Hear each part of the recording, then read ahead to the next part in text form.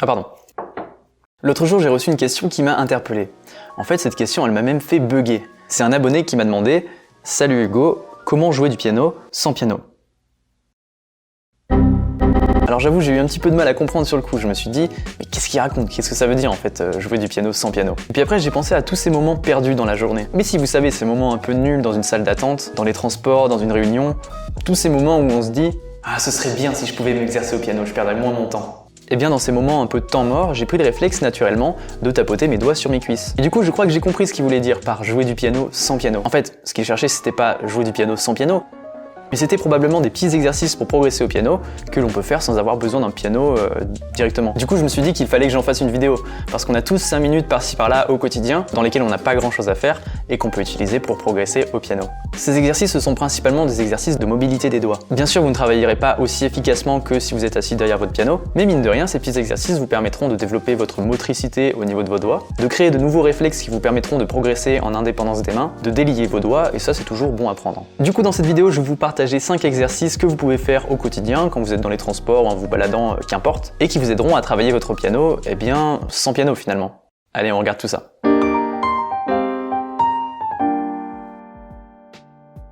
Alors, pour ce premier exercice, alors attendez, je vais fermer ça, on n'en a pas besoin.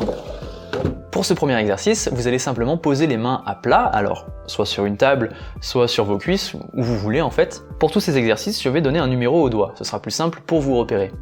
À la main droite, on part du pouce, numéro 1, index numéro 2, le majeur 3, l'annulaire 4 et le petit doigt 5. Et à la main gauche, même chose, en partant du pouce, 1, 2, 3, 4, 5. Ok, le premier exercice est tout simple, c'est simplement d'activer un doigt après l'autre. On commence avec le premier, le deuxième, le troisième, le quatrième, là en général c'est plus dur, et le cinquième qui est encore un peu plus dur je trouve.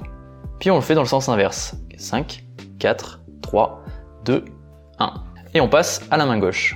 Donc même chose, 1, 2, 3, 4, 5, et dans l'autre sens. Vous voyez? Très simple. Alors simple, ça ne veut pas dire facile, il ne faut pas confondre, c'est un exercice tout bête à comprendre, mais qui peut faire des nœuds au cerveau. Ces deux derniers doigts, c'est parfois plus difficile de les activer, c'est normal, dans la vie de tous les jours, on les sollicite moins que quand on fait du piano, mais vous verrez qu'au bout d'un moment, ça deviendra naturel. Allez, on passe au deuxième exercice, cette fois, on va enchaîner un peu plus rapidement, en tapotant juste une fois. Premier doigt, 2, 3, 4, 5. Et on revient, 4, 3, 2, 1. 1, 2, 3, 4, 5, 5, 4, 3, 2, 1. D'ailleurs, tous les exercices que je donne, vous pouvez les faire soit à la main droite, soit à la main gauche, ou alors avec les deux mains. Plus difficile maintenant, vous pouvez essayer de bouger les doigts en décalé. C'est-à-dire, premier doigt à droite, premier doigt à gauche, 2, 2, 3, 3, 4, 4, 5, 5, 4, 4, 3, 3, 2, 2, 1, 1. Et encore plus difficile, celui-là est assez complexe, c'est de décaler d'un cran supplémentaire. Donc vous partez du doigt 2 à droite, et à gauche vous partez du doigt 1. Donc droite, gauche, droite, gauche, droite, gauche, et vous progressez. Hop.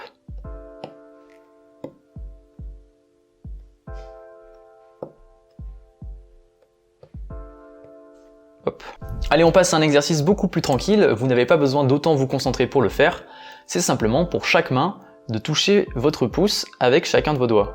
Vous voyez, à droite, hop, à gauche, et les deux mains ensemble.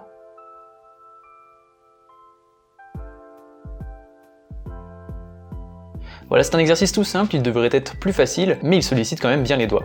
Cinquième et dernier exercice, c'est ce que j'appelle l'exercice Star Trek, vous allez comprendre pourquoi. Pour cet exercice, on va coller les doigts les uns aux autres, et le but est tout simple, c'est d'arriver à créer un espace entre chaque doigt, entre le pouce et l'index, et on continue.